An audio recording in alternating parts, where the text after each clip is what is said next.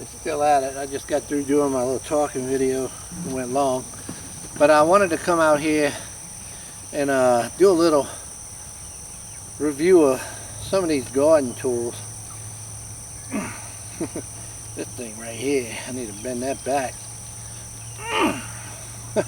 Okay, that's a little bit better, but anyway, what I want to do is I want to go over a couple of the primary tools that you might use in your garden if you don't have the ability to have tractor implements to do everything and you're still doing a lot of stuff by hand.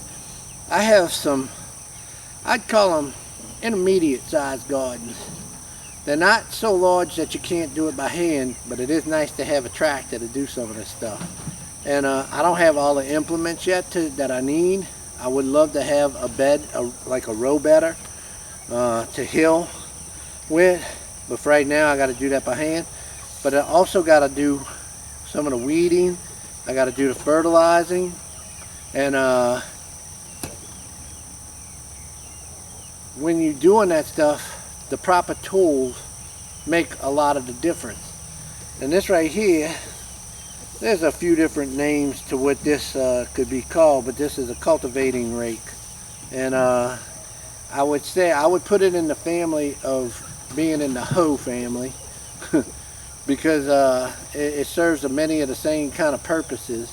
And even though I say it's a cultivating rake, I'm gonna include it with hoes because I really use it in much the same way you could use a hoe. And I'm going to show you what I do with this. Right here is a good place to show y'all. Alright. You see there's a patch of grass right there. It looks like there's some chamber bitter coming up. I always hear stuff around here. There's some chamber bitters coming up right there. And I can till in the middle of this row, but I can't get underneath there. So if I take this and I just rake in there, I can get those chamber bitters out and kind of try and get the dirt back in there. And I'll pull these to the middle of the row, that way I can get them out of there. And then see my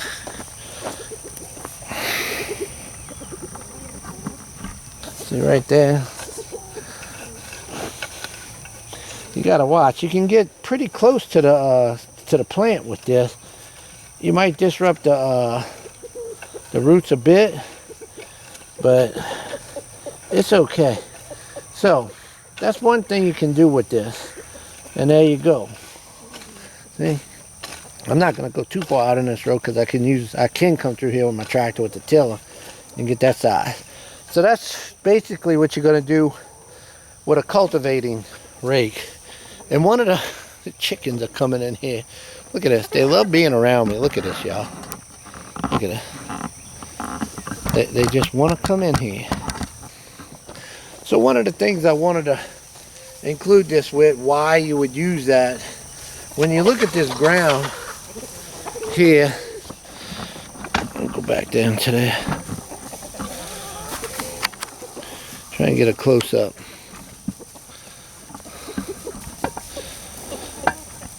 After I do this with this, if you look at this ground, you see that soil, that dirt is nice and fluffy and airy.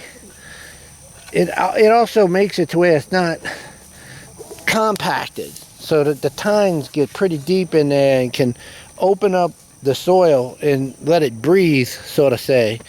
So that's why I like to use this if I have soil that's really compacted and hasn't been turned in a while.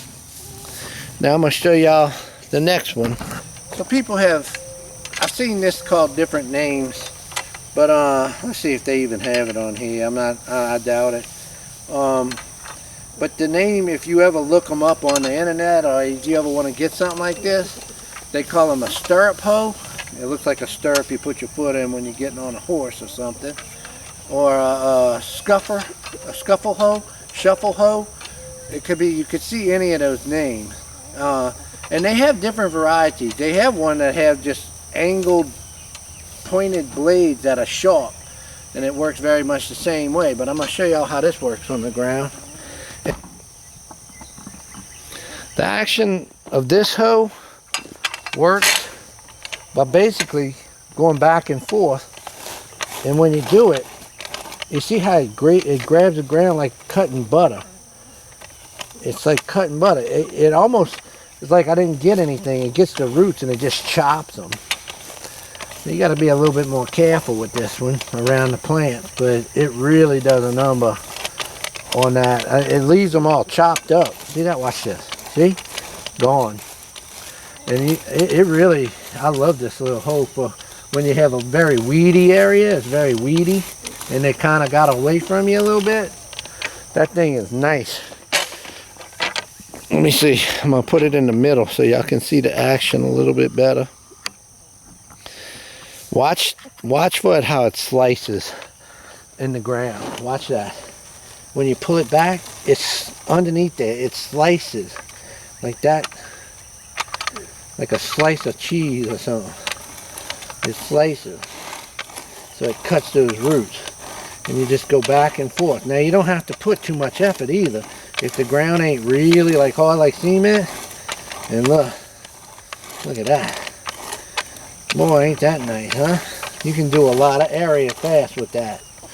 So, a stirrup hoe.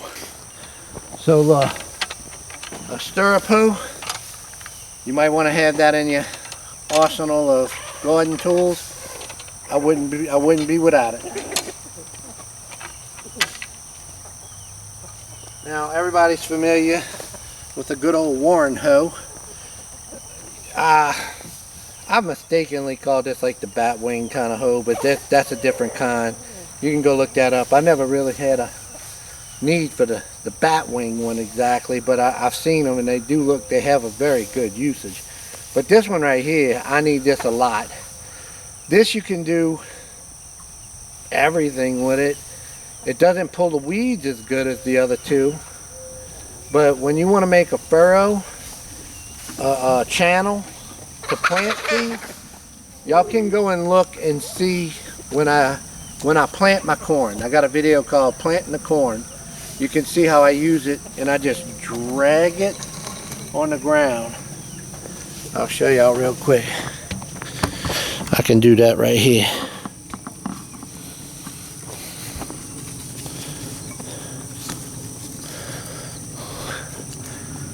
I'm gonna have to put a little force into it, but when you drag it on the ground, it makes a furrow. See? It makes that furrow. So you can come back and plant your seeds in there, or if y'all come and look at the videos I did where I show fertilizing.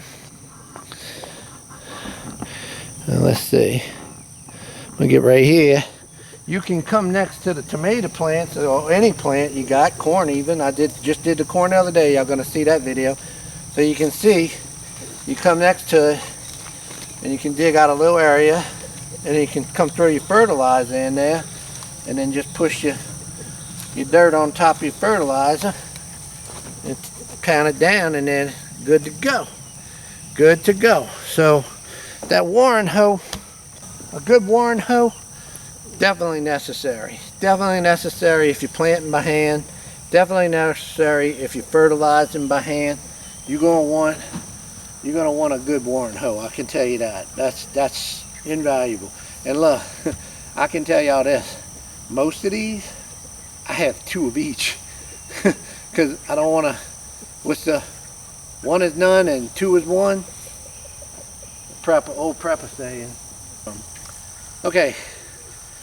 Here we got, this is, okay, what we have here is just your regular straight lace garden hoe. Flat blade, not sharp, not super sharp or anything, garden hoe. And this is, you can do everything with this hoe that you can do with all of the others. And I'm going to show you. And it also, the other thing I use this for is like when I'm hilling, and I need to pull to, well, I'm gonna show y'all. I don't necessarily hill my tomatoes, but if I was hilling them, let me take a look and see if I hit this. So I want to make sure I'm okay. So if I was hilling my tomatoes, this I can bring. It's easier to bring the soil to them and hill them, and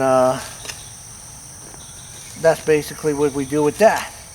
Now, if I didn't have the Warren hoe and I needed to use this one to make the channel, I simply put it on the edge, and I can bring it with the edge like that, and I can make the channel.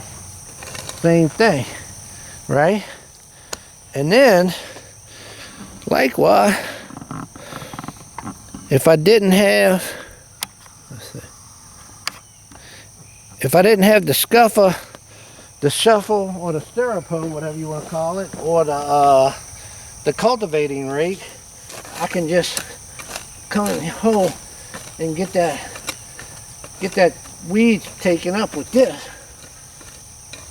It's just not as convenient the way it does it, but it does do it, and it's harder to get in between things, but it'll work.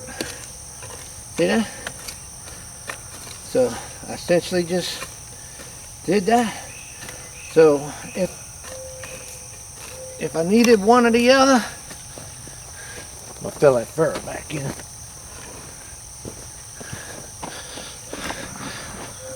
If I needed one or the other for whatever I needed it for, now you know.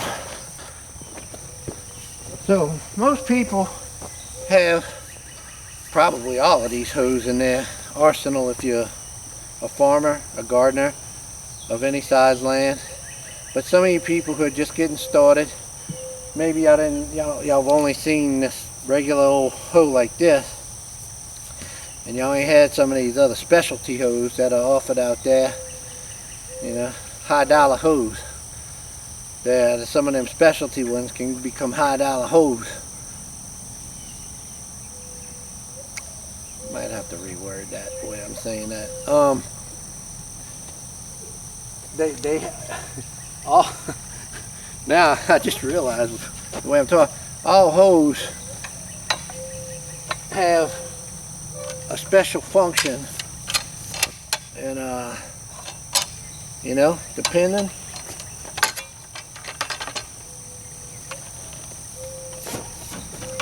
All hose have a special function, and depending on your utility you need with them,